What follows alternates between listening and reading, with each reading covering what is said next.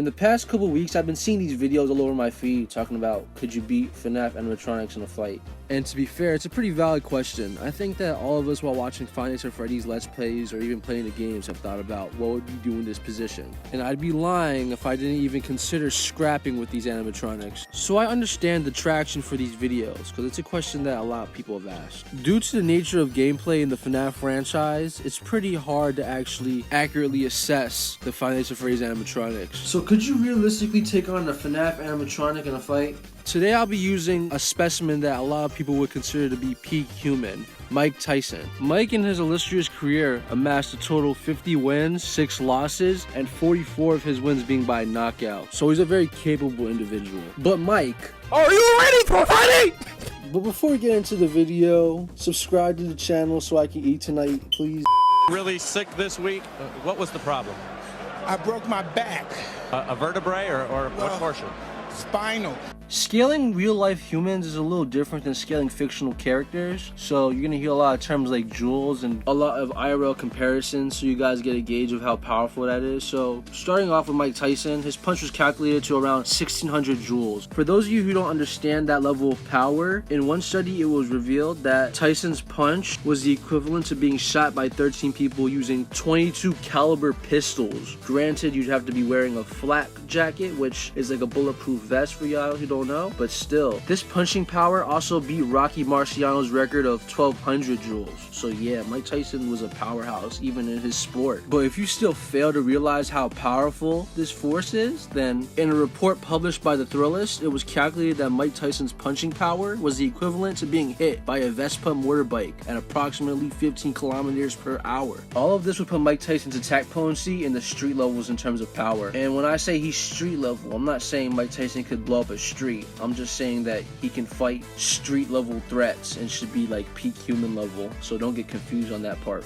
Moving on to Mike Tyson's speed, he'd be around peak human in terms of actual speed because the average boxer can throw a punch at 25 miles per hour, so logically that's a low ball for Mike Tyson, as he's probably a fair bit faster than the average boxer, seeing as how 41% of his fights ended in the first 3 minutes. Granted, he was a strong guy for sure, but I think a fair amount of that also had to do with the fact that he was overwhelming his opponents with his attacks. So I wouldn't say that the lower ends of superhuman is that far of a reach. Even an older, slower Mike Tyson than the one in his prime is capable of sparring and boxing at a competent level. So at the very least, he'd be peak human in terms of speed, but superhuman is somewhat arguable. Mike Tyson, for his weight class, is also pretty small in terms of actual height, standing at around 5'10" in his prime. Most heavyweight boxers are around 6 foot to like 6'3", so Mike Tyson was actually pretty small. And he has a lot of experience fighting individuals that are taller than him, which is actually very important for this matchup, seeing as how he's going to go up against animatronics. Mike was actually very aware of his small stature. It's to my advantage because most fighters are used to fighting opponents 6'3", 6'2", the average heavyweight, and I feel that I use it to my advantage because I move my head, I'm very quick, and I'm low to the ground, and it's very difficult to hit. And he knew how to bait his opponent into punching down by ducking under, so he knew where his opponent would punch. And Mike Tyson was a strong enough individual that his lower body strength actually provided the leverage he needed to still throw very powerful punches. After going over Mike Tyson's strength, skill, speed, and experience, as well as battle IQ, he's quite the formidable individual. But is it enough to take on? The animatronic characters here do get a bit quirky at night. Alright, so let's talk about which cast of FNAF animatronics are we going to put Mike Tyson up against, because there's multiple games with different casts of characters, but to keep it simple, let's just put Mike Tyson in the original location of Five Nights at Freddy's from the original OG game from 2014, with this cast of characters consisting of Freddy Fazbear, Bonnie, Chica, Foxy, and Golden Freddy. These guys don't have the best feats and calcs, but there's a lot of inverse statements and feats of speed, durability, and attack potency that are performed by characters that these guys should scale to, so we can get a pretty fair estimate to where the original cast would scale individually. Alright, starting with the animatronics attack potency, all 5 members should scale to each other and be relative in terms of capability and attack potency. This is important because Golden Freddy, during the bite of 87, yes, that bite of 87, was powerful enough to produce enough power to casually crush a human skull. There are multiple calcs for head crushing on the Versus Wiki, and both calcs are around wall level. So by extension, Freddy, Foxy, Bonnie, Chica would upscale to relative levels of power and attack potency. The FNAF animatronics are no joke. The whole premise of their game is that if they'll catch you, they will literally ragdoll you and shove you into a suit. So wall level is actually pretty consistent with their attack potency feats, but it gets even more consistent once we get into their durability. But before I choose to talk about durability, I'd like to talk about the FNAF animatronic speed,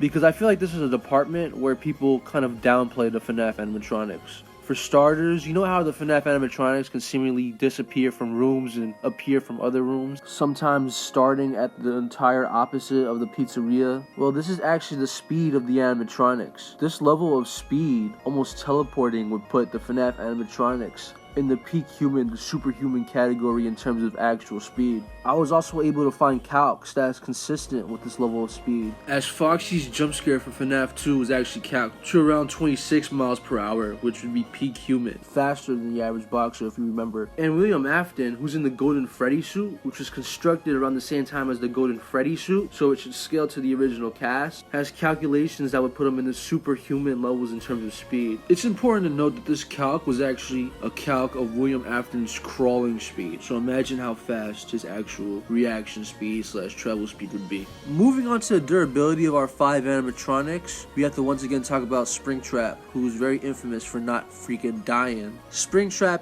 in the climax of FNAF 3 is revealed to have survived the fire that burned down Fazbear's Fright. There are multiple calcs for surviving a fire, and they would all put this feat in the wall level in terms of durability, which is actually consistent with their attack potency.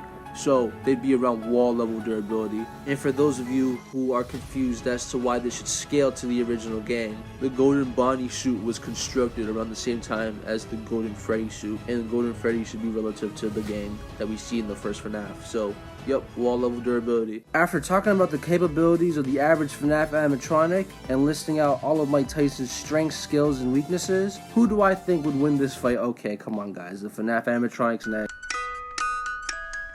Like, on paper, you'd assume that you'd be able to hit these guys, but once you look into lore, no, it's not happening. Not only are the animatronics stronger, they're arguably even faster than Mike Tyson as well, having much more concrete and quantifiable speed ends. And I know a lot of people who advocate for skill overpowering sheer brute force, but at a certain point, it's ridiculous. Like, these guys are made of steel. You can't karate chop that, you can't right hook that. And I didn't even talk about the FNAF animatronics paranormal elements. I didn't feel the need to go over any of their hacks. I just went over their sheer attack potency and speed and base stats like that. Look, this is how I see the matchup going, bruh. Mike goes in for a right hook and breaks his fist, and then he gets shoved into a suit. This is how this matchup is going. Mike's best chance is to simply do what the security guard would, manage the power, and come time 6 a.m., quit his job and go back to boxing, because Freddy don't play like that. And with that, I hope that put the idea to bed that you guys can box animatronics. Don't worry, I was one of those people. Hopefully you guys realize why they need metal doors powered by electricity to keep them out. Mike Tyson's a strong guy, but he's not crush your skull by accident strong. If you guys dig the power scaling content, it would mean a lot if you liked, share, subscribe, and check out some of my other videos if you dig this style of content. You might see something you like. We'll be back next week, and if you don't mind me, I gotta finish this night shift. That's not good. Alright guys, it's not funny. So am I really just gonna sit here in the dark with you guys? Nah. It was 5 a.m. when the powers went off. It's gonna be 6 a.m. right now. Right now.